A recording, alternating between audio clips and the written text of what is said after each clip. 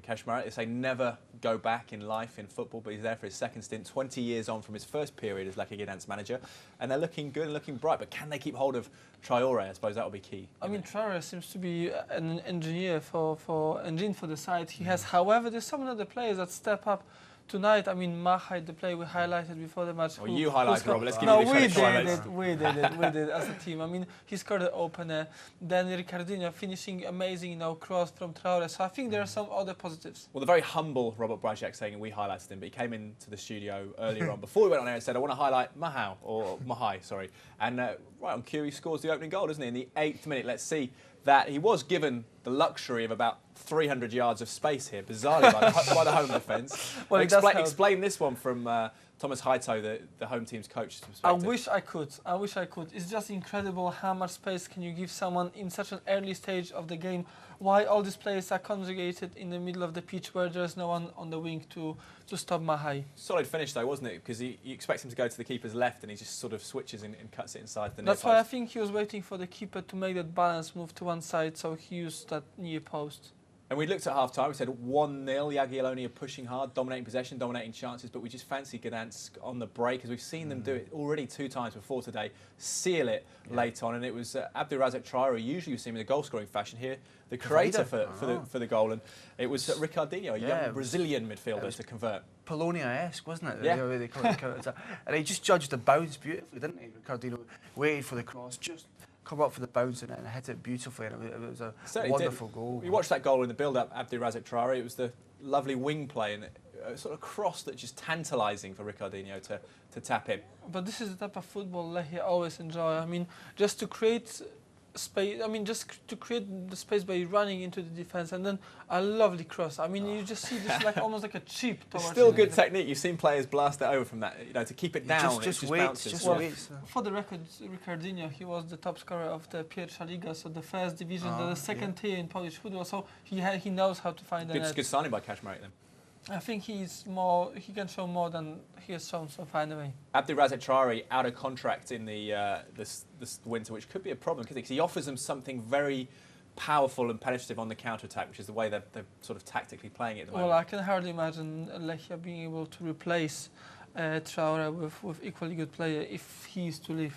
Shall we rub it in for Jagiellonia and have a look at some of their chances that they had some one? It was from the opening minutes as well, wasn't it? We saw Zhub set up Frankowski, the veteran 38-year-old striker who had a number of chances tonight but just couldn't score. Well, I mean, I'm sure we can actually make the case for Frankowski to scoring a hat-trick today. He really stretched for that one, didn't he? The old legs, the sinews were, I mean, if he, probably if Grip was, polite enough and passed it slightly closer, I could imagine Frankowski finishing it, and then he was extremely unlucky. Kaniski in goal, though, if we have to give him credit today, not necessarily for that save, it was a fairly routine one, but he was an important player and looks like if they've got a rock-solid keeper in goal, well, which is unusual in Poland. Which is unusual.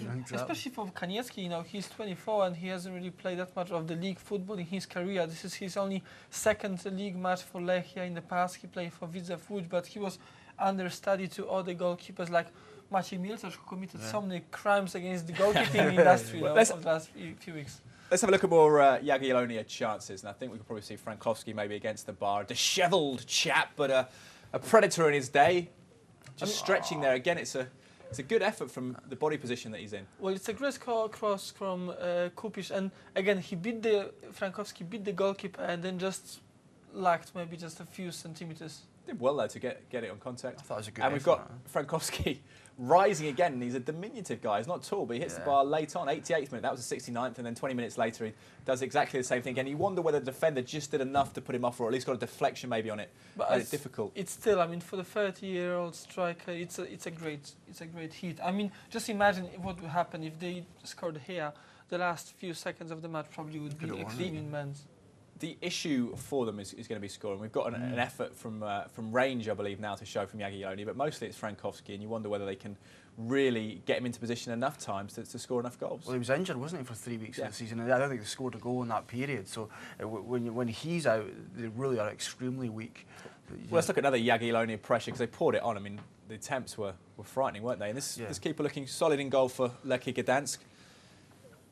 Kupisz with this, is it, Robert? Or to be honest with you, I need to see that again. No, it's grip, if I'm correct. Yeah, it's a great... I mean, we have seen something similar last night when Tom Cleverley tried to curve the ball into the far post. Almost. Abdulrazak Traore not on the score sheet tonight. Rare occurrence in front of the Sports Tonight cameras, but almost early second half, showing his strength and ability to turn in the box, Robert. Well, just also denied by the home keeper. Making his dossier for potential managers from the Championship or League One, English football, just to say hello, I'm here, come and get me, because French football, you said, might be his destination. Perhaps. I mean, to be honest with you, I could see him playing for a number of clubs across Europe. Got a good left foot, isn't he? Let's see this one then. Jakub Słowik denying him in the end. But he does float. He's a sort of sole striker, but he floats around the pitch, doesn't he? And this is good body strength. I mean, in the first place, you need to be able to get to that position, how he created that. He just created that, but holding the defender against him and just creating the ball by putting that slightly forward. But he's quite laconic as well. He's quite laid back, and he's a very exciting player to watch. What do you think about them? He's exciting. What about Lechia Gdansk generally then? Up to 6th in the table. They're only 3 points off the top. Such as the tightest of margins in Ekstraklasa. Little blip at the middle, week 3, week 4. If you take that, if you convert those losses into draws, they'd be top 3. I think they're a fantastic side. Their away record is superb. What's that? 3 away wins out of 4 now. Yeah. I think they've got a lot of promise. They'll certainly finish above the 13th position they finished last year. I would be surprised if they didn't finish in the top 6.